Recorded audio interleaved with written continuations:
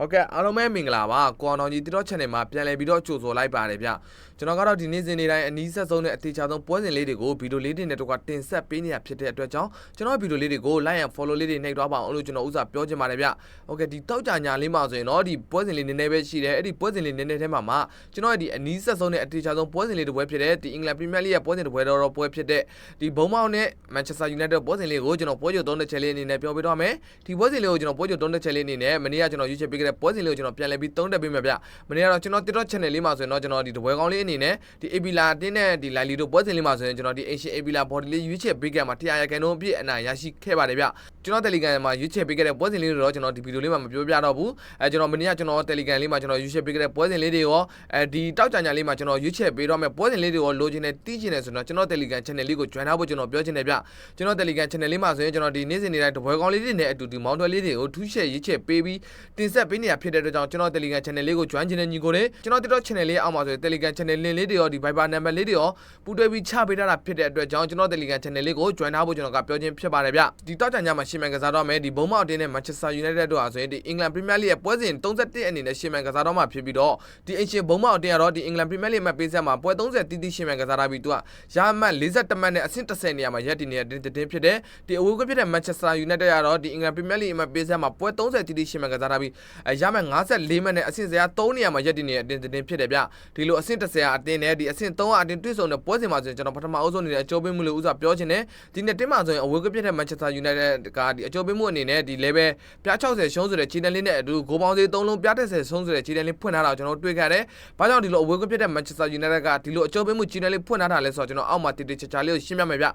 ဒီအင်ရှင်ဘုံမောက်တရားဆိုရင်အင်္ဂလန်ပရီးမီးယားလိနောက်ဆုံးရှင်းမှန်ခဲ့တဲ့ပွဲစဉ်မှာသူကဒီဘန်လေးကိုဇီဇီဆိုတဲ့ရလက်လေးနဲ့တေချခဲ့တယ်အဲ့ဒီဘန်လေးနဲ့ပွဲမတိုင်ခင်မှာဆိုလဲသူကဒီ Bradford ကိုထပ်မှန်ပြီးဇီဇီဆိုတဲ့ရလက်လေးနဲ့ပဲဒီနောက်ဆုံးနှစ်ပွဲစလုံးကိုတေချခဲ့တယ်နောက်ပြီးသူ့ရဲ့အိမ်ကွင်းမှာရှင်းမှန်ခဲ့တဲ့နောက်ဆုံး9ပွဲကိုကြည့်လိုက်တဲ့အချိန်မှာသူတို့ကဒီနှစ်ပွဲစီးတဲ့အနိုင်ရရှိပြီး3ပွဲတည်ရှုံးပွဲလုံးဝမရှိတေးပဲနဲ့အဲ့ဒီအိမ်ကွင်း9ပွဲမှာဆိုရင်သူတို့တိုက်စစ်က10ဂိုးတိဂိုးတူမီခန်းစစ်ကတော့6ဂိုးတာလင်ဂိုးပြန်ပေးခဲ့တာဖြစ်တဲ့အတွက်ကြောင့်မလို့ဒီအင်ရှင်ဘုံမောက်တရားဆိုရင်အင်္ဂွင်းဆက်ဆိုင်မှာတက်စစ်ပိုင်းတော်တော်လေးကိုတွင်အားကောင်းပြီးခက်စစ်ပိုင်းကလည်းတော်တော်လေးကောင်းတဲ့တင်ကျွန်တော်ကမြင်မိတယ်ဒီအဝေးကဖြစ်တဲ့ Manchester United ဟာဆိုလည်းဒီအင်္ဂလန် Premier League နောက်ဆုံးရှင်းမှန်ခဲ့တဲ့ပွဲစဉ်မှာဆိုရင်သူကတွေ့ Abila ကို 3-1 ဆိုတဲ့ရလဒ်လေးနဲ့ပဲအင်္ဂွင်းမှာပြတ်တသားလေးအနိုင်ရရှိခဲ့တယ်အဲ့ဒီ Abila နဲ့ပွဲမတိုင်ခင်မှာဆိုတော့သူကဒီ Newcastle ကို 2-1 ဆိုတဲ့ရလဒ်လေးနဲ့ပဲအဝေးကမှာရှုံးနေခဲ့ပါတယ်ဗျနောက်ပြီးဒီ Manchester United အတင်းရဲ့အဝေးကွန်းတောက်ရောက်ဆန်းဆောင်ခဲ့တဲ့နောက်ဆုံး9ပွဲကြည့်လိုက်တဲ့အချိန်မှာဆိုရင်သူတို့ကဆိုရင်2ပွဲတိတိအနိုင်ရရှိပြီး2ပွဲတည်တပွဲတန်လင်ရှုံးနေထားပြီးတော့အဲ့ဒီရှင်းမှန်ခဲ့တဲ့9ပွဲမှာဆိုရင်သူတို့တိုက်စစ်ကတော့10ဂိုးတိတိဂိုးတွင်ပြီးတော့ခန်းစစ်ကတော့9ဂိုးတိတိဂိုးပြန်ပေးခဲ့တာဖြစ်တဲ့အတွက်ကြောင့်မလို့ဒီအဝေးကွန်းဖြစ်တဲ့ Manchester United ဟာဆိုလေအဝေးကွန်းဆက်ဆိုင်မှာတိုက်စစ်ပိုင်းကတော်တော်လေးဂိုးတွင်အားကောင်းပြီးတော့ခန်းစစ်ပိုင်းမှာဆိုရင်တော့ဒီအနည်းငယ်အားနည်းချက်လေးရှိတာကိုကျွန်တော်တွေးခဲ့တယ်ဗ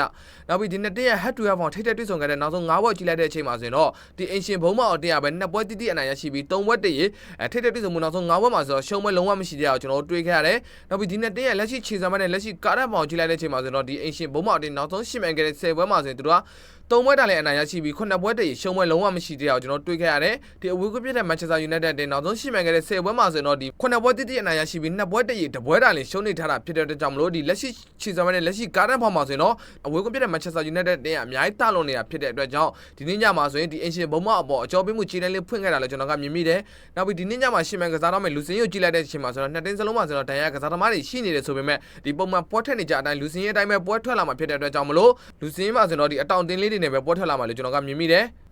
ယ်နောက်ဆုံးရှင်းမှန်ခဲ့တဲ့10ပွဲတိတိကိုရှုံးပွဲလုံးဝမရှိသေးတဲ့ဒီဘုံမောက်အတင်းပေါ်ဒီ Manchester United ကဒီနေ့ညမှာအကျိုးပေးမှုလေးဖွင့်ထားတဲ့အကျိုးပေးမှုကြီးတဲ့လေးဖွင့်ထားချက်အရာဆိုရင်တော့ကျွန်တော်ကတော့ဒီနေ့ညမှာဒီ Manchester United body လို့ကျွန်တော်ရွေးချယ်ပေးခြင်းတယ်ဗျ။ဘာကြောင့်လဲဆိုတော့ဒီ Manchester United ဟာဆိုရင်ဒီလိုပွဲစဉ်မျိုးမှာဆိုရင်ဒီအနေဆုံးတက်ရည်နဲ့ဒီအနိုင်ရနိုင်ခြေရှိအောင်အကောင်းဆုံးပုံစံနဲ့ဆွမ်းဆောင်ပြသပြီးတော့ဒီနောက်ဆုံး10ပွဲတိတိရှုံးပွဲမရှိသေးတဲ့ဒီဘုံမောက်ရဲ့ဒီအောင်မြင်မှုကိုဒီနေ့ညမှာအကောင်းဆုံးပုံစံနဲ့ရက်တန်သွားလိမ့်မယ်လို့ကျွန်တော်ကမြင်မိတဲ့အတွက်ကြောင့်ဒီပွဲစဉ်လေးမှာကျွန်တော်ဒီအဝေးကွင်း Manchester United body လို့ကျွန်တော်ရွေးချယ်ပေးခြင်းနဲ့ဂိုးပေါင်းစလေးတွေအနေနဲ့ကတော့ဒီ3လုံးပြ30ရှုံးဆိုတဲ့ခြေတန်းလေးမှာဆိုရင်တော့ကျွန်တော်ကတော့ဒီပွဲစဉ်လေးမှာကျွန်တော်ဂိုးပေါင်းအောက်လေးကိုကျွန်တော်ရွေးချယ်ပေးခြင်းနဲ့ဘာကြောင့်လဲဆိုတော့ဒီအင်ရှင်ဘုံမောက်ကလည်းနောက်ဆုံးရှင်းမှန်ခဲ့တဲ့၄ပွဲတိတိမှာဆိုတော့ဂိုးပေါင်းအောက်ခဲ့ပြီးတော့ဒီအဝေးကွင်းပြတဲ့ Manchester United ကလည်းဒီပွဲစဉ်လေးမှာအနိုင်ရရှိခဲ့ရင်တော့မှဒီခဲရခဲစစ်တကူအတာစီးတောင်းနဲ့ပဲဒီပွဲစဉ်လေးမှာအနိုင်ရရှိသွားလိမ့်မယ်လို့ကျွန်တော်ကမြင်မိတဲ့အတွက်ကြောင့်ဒီပွဲစဉ်လေးမှာကျွန်တော်ကတော့ဒီဂိုးပေါင်းအောက်လေးကိုကျွန်တော်ရွေးချယ်ပေးခြင်းဖြစ်တယ်ဟုတ်ကဲ့ဒါကြောင့်မလို့ဒီတောက်ကြ ညာလေးမှာရှင်းမှန်ကစားသွားမယ်ဒီအင်္ဂလန်ပရီးမီးယားလိရဲ့ပွဲစဉ်31အနေနဲ့ရှင်းမှန်ကစားသွားမယ်ဒီဘုံမောက်နဲ့မန်ချက်စတာယူနိုက်တက်တို့ပွဲစဉ်လေးမှာဆိုရင်ကျွန်တော်ဒီအဝေးကွင်းမန်ချက်စတာယူနိုက်တက်ဘော်ဒီလေးနဲ့အတူကျွန်တော်ဂိုးပေါင်းအောက်လေးကိုကျွန်တော်ရွေးချယ်ပေးလိုက်တယ်ကျွန်တော်ရွေးချယ်မှုပွဲစဉ်လေးကိုချစ်မိတ်ဆွေတို့အသွေးတူတဲ့အကြိုက်တူတယ်ဆိုတော့ယူလို့ရပါတယ်အသွေးမတူရင်တော့ဘက်ကန်နိုင်ပါတယ်ရလက်ကောင်းလေးတွေရရှိပါစေလို့လည်းကျွန်တော်စုမုံကောင်းတောင်းပေးလိုက်ပါတယ်ဗျနောက်ဆုံးတစ်ချက်အနေနဲ့ကျွန်တော်ဗီဒီယိုလေးကိုအဆုံးထိကြည့်ရှုပေးကြတဲ့ညီကိုတူတယောက်ချင်းစီတိုင်းကိုကျွန်တော်ကတော့ကျေးဇူးအထူးတင်ရှိပါတယ်ပြောကြားနေပဲဗီဒီယိုလေးကိုအဆုံးတက်လိုက်ပါတယ်ဗျ